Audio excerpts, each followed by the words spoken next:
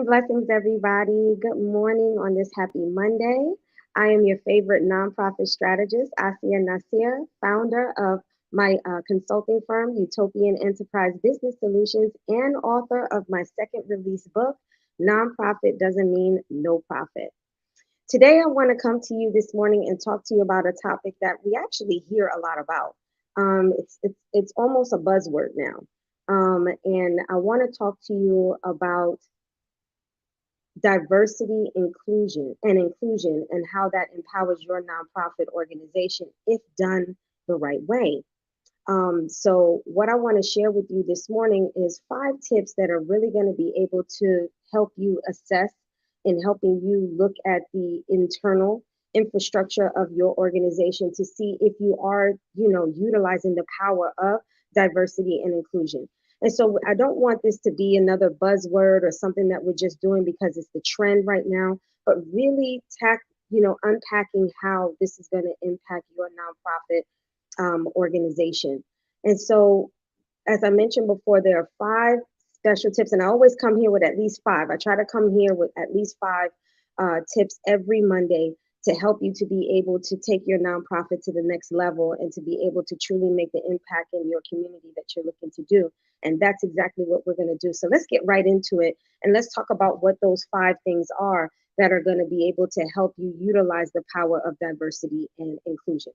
So the first one is, if used the right way, you can truly reflect the community that you're looking to serve.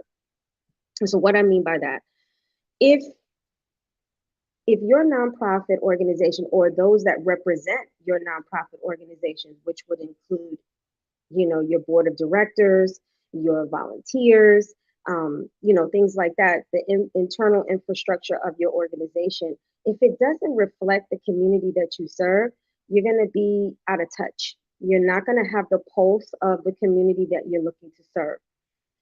It's as if though you're creating something for a community, but you haven't tapped into the community to really truly understand what is the root of the problem, where is the problem stemming from, because that's what a nonprofit is here to do. A nonprofit is always rooted and founded because it sees an issue that needs to be eradicated. That's the whole reason why nonprofits exist.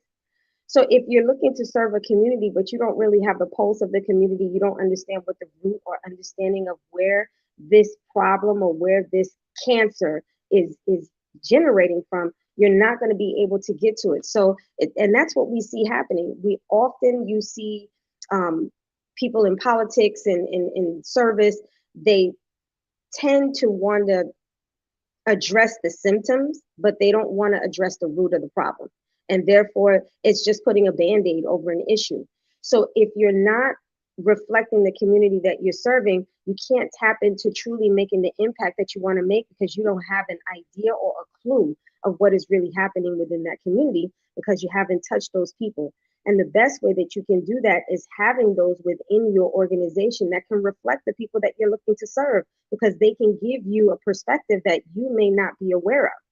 So they may be able to help you in generating ideas that are going to really help you to create programs and services that are going to tackle the problem, eradicate the problem, put the problem on Front Street, and then be able to then create the cure for these different problems. So having diverse perspectives of the community that you're looking to serve helps you to reflect that. And it builds credibility with the community that you're looking to serve because people, as they say now, representation matters, right? So if representation matters, that includes nonprofit organizations, especially because you're looking for that trust factor, that relatability factor, so that way people can, the recipients can come to you and say, you understand, you know what I'm going through, and therefore what you are offering as a solution, I'm more apt to accept it because you have tapped into the pulse of exactly what's going on here. And so I can trust and hold that your mission has credence to it. And what this does, and we're going to tackle this more, this is going to be able to help you, as I mentioned before, create the impact that you want to make as it relates to your programs when you're looking to get funding. This is going to be able to help you if you have a relatability factor, because every grant application requires the sense of urgency. It requires the what is the issue that in doing away with and being the cure to that situation. And we're going to talk more about that. So that's tip number one is, diversity and inclusion. The power of that is within your organization is being able to reflect the community that you're actually looking to serve. Two is tip number two is innovating through different perspectives. So what do I mean by that? I think we've all noticed and we've all seen nonprofit organizations that have become stagnant. It was like when they first came out, they were like booming. They were out there, they was doing it, they were impactful, they were touching the community, they were really making change.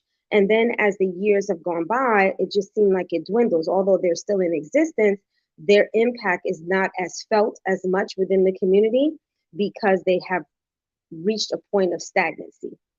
And stagnancy often happens when you are dealing with infrastructure or board of directors or decision makers or even a program director that doesn't, once again, is not dealing from different perspectives. They're just dealing with their generation. And as we know, as with generations, while some things remain the same, the approach and the reach and how you touch people varies, as the generations come, because what mattered in our generation doesn't matter to the younger ones nowadays, because they don't have that relatability, they don't have that experience.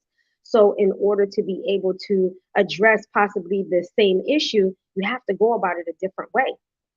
And if you don't have diversity and inclusion as it relates to ethnicity, as it relates to gender, as it relates to generation, age, you can really become stagnant in how you approach and how you look to do things differently to be able to capture the same audience and to be able to make the impact that you want to make.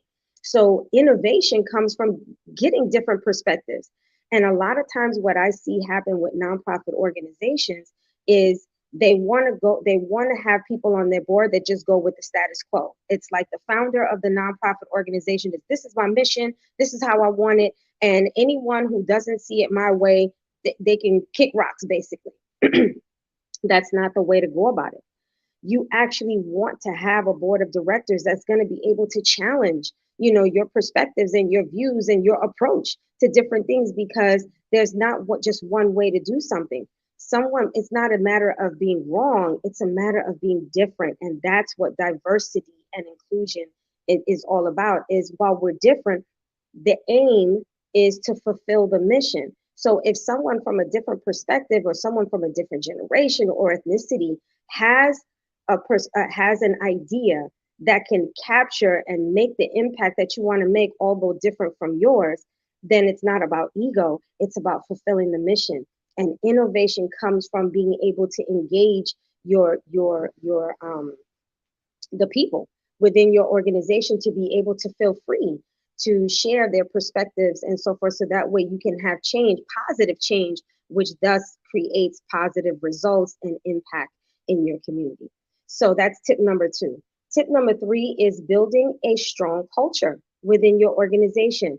If you have diversity and inclusion within the culture of your organization, what it does is it makes people feel like they're valued in your nonprofit organization. And this is so important in nonprofits, because the majority of the people that are working within your organization are not paid.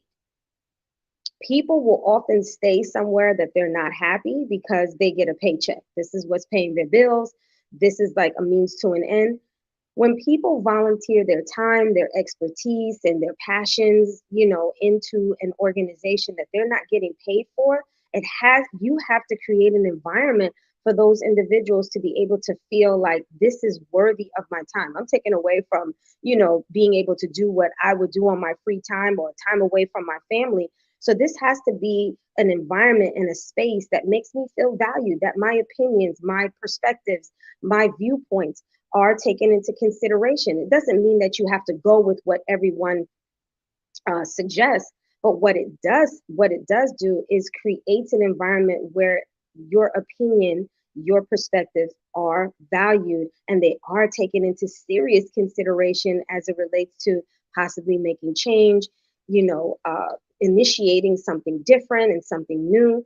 People feel valued that way, that how they feel and their culture and their experiences and what they bring to the nonprofit organization is something that is not taken lightly. What this also does is it avoids turnover, high turnover. One of the greatest reasons why you will see stagnancy, aside from not being able to get different perspectives, is that when you don't value that, you'll see high turnover. You'll see high turnover. And again, you're dealing with people who are not getting paid, from board of directors, from volunteers.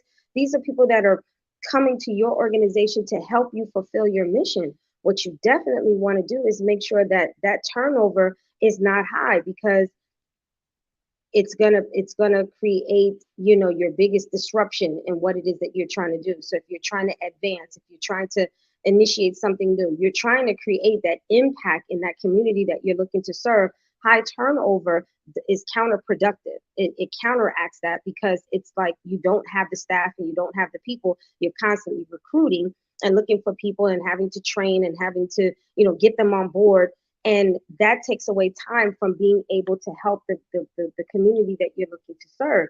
So diversity and inclusion, and making people feel like they are in a space where you want to build a strong culture of diversity and inclusion, and that everyone coming from, different perspectives, viewpoints, cultures, experiences, that all of that comes to bring something to the table, and that all of that is valued in you being able to change things internally and externally. So the power of diversity and inclusion not only helps the people within, that keeps them there, wants them to come every week and, support you and give of their time.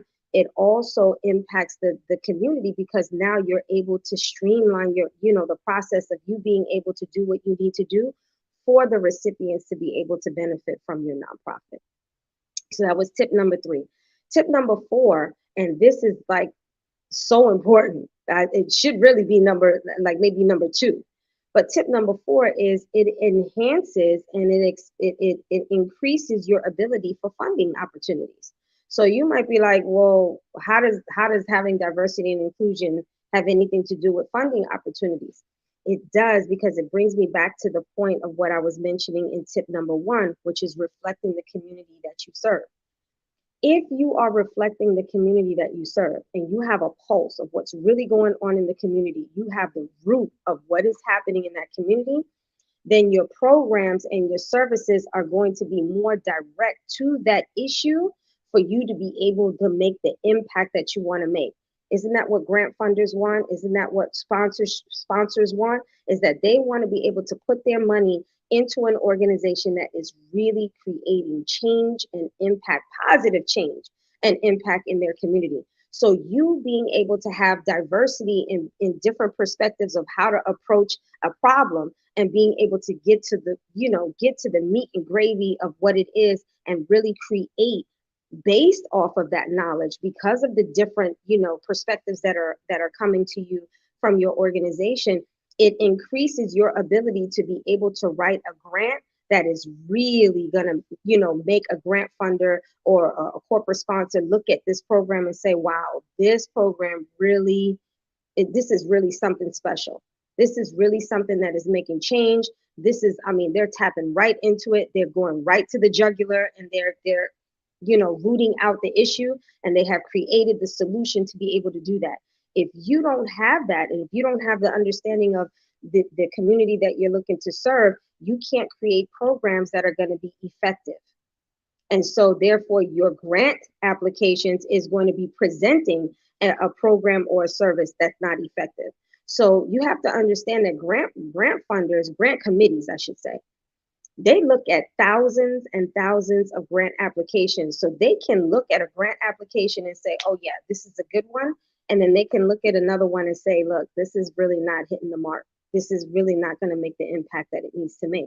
So being able to have that power, being able to, increase your funding abilities is going to keep those special programs that you have created because of diversity and inclusion, is going to be able to assist you in keeping those programs sustainable, which is exactly what you want. There's nothing like having a program, but if you can't keep it sustainable, that's really helping the community, then everybody loses. So diversity and inclusion is extremely important because you can get those programs that's really going to make the impact, write those grant applications to increase your numbers of being able to get funded for those programs. And last but not least, when you're in the nonprofit sector, we all look at each other. I run a nonprofit organization, and I collaborate, I work with, I'm colleagues with fellow nonprofit organizations. And we're all looking to do the same thing. While we might be championing a different cause that is is the ill of our communities, we're still looking to better the community as a whole. So when you can be like leading by example, setting the standard for others, that's going to be important to everybody because everybody wins. If you're doing something and your colleagues and you have good rapport with fellow nonprofit organizations within the community, they're watching just like you're watching them, and you're like, wow, that works. I like that. I like what they're doing. We should implement something like that within our organization. It's the same thing if you are presenting the power of diversity and inclusion, and they see the faces of all of your volunteers, whether it be the board members or the actual volunteers that are in front street, at your programs and events and so forth.